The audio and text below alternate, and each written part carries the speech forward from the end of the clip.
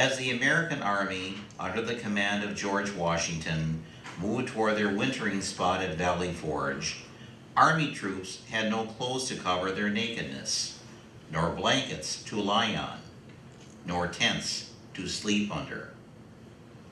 Washington stated, "For the want of shoes, their marches through frost and snow might be traced by the blood from their feet, and they were almost as often without provisions as with them." Their situation even worsened after their arrival at Valley Forge on December 19th. Lack of food and provisions for his men was central to Washington's appeal to Congress. In a letter to Congress dated December 23, 1777, General Washington wrote, "Men are confined to hospitals or in farmers' houses for want of shoes. We have this day no less than 2,899 men in camp unfit for duty, because they are barefoot and otherwise naked." About 1/3 of all his troops were unfit for service, and this number increased as winter progressed. Hunger was even a greater danger. "The army frequently remained whole days without provisions," said Lafayette. Due to this lack of food and clothing, hundreds of the troops fell sick. Many men's feet and legs froze till they became black, and it was often necessary to amputate them. During most of January and February, there were constantly more than 4,000 soldiers who were incapacitated as a result of exposure, disease, and undernourishment. And in the midst of all of this, they persevered. Beyond this, the patient attitude with which they endured this misery was no less than supernatural. Washington wrote, April 21st, 1778, to a congressional delegate,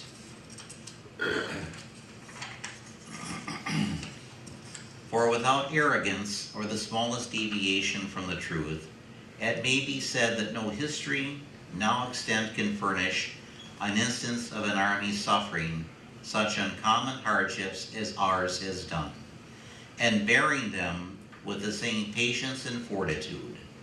Their submitting without a murmur is a proof of patience and obedience which, in my opinion, can scarce be paralleled."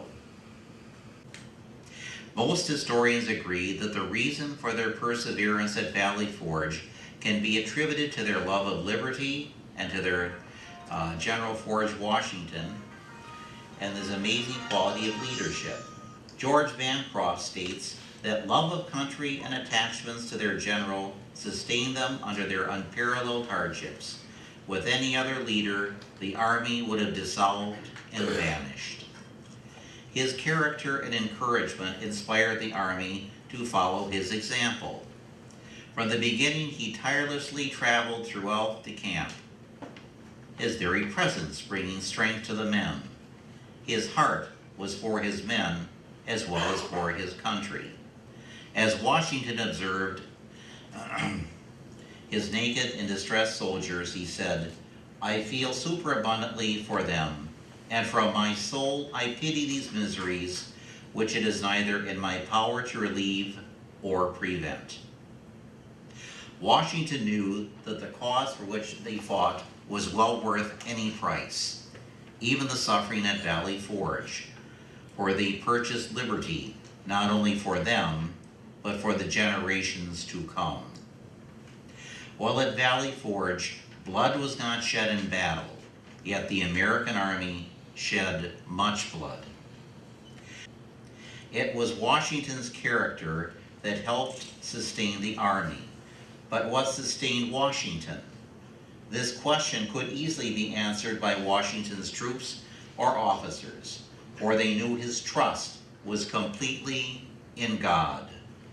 The army had frequently seen Washington order his men to attend church and to observe days of prayer and fasting, as well as days of thanksgiving. Washington was also very instrumental in securing chaplains for the Army.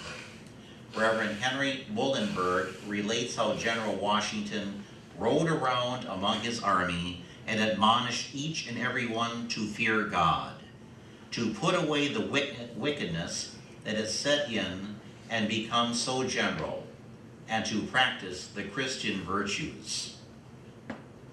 It was said of Washington in a sketch written by an American gentleman in London in 1779 that he regularly attends divine service in his tent every morning and evening, and seems very fervent in his prayers.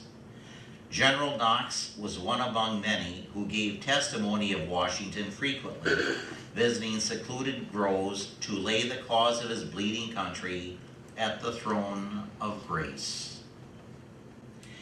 A number of people have recorded the story of how a Tory Quaker, Isaac Potts, came upon Washington while he was on his knees in prayer in the woods. Benson J. Losing relates that Potts later made the following remarks to his wife. "If there is anyone on this earth whom the Lord will listen to, it is George Washington. And I feel a presentiment that under such a commander, there can be no doubt of our eventually establishing our independence, and that God, in his providence, has willed it so."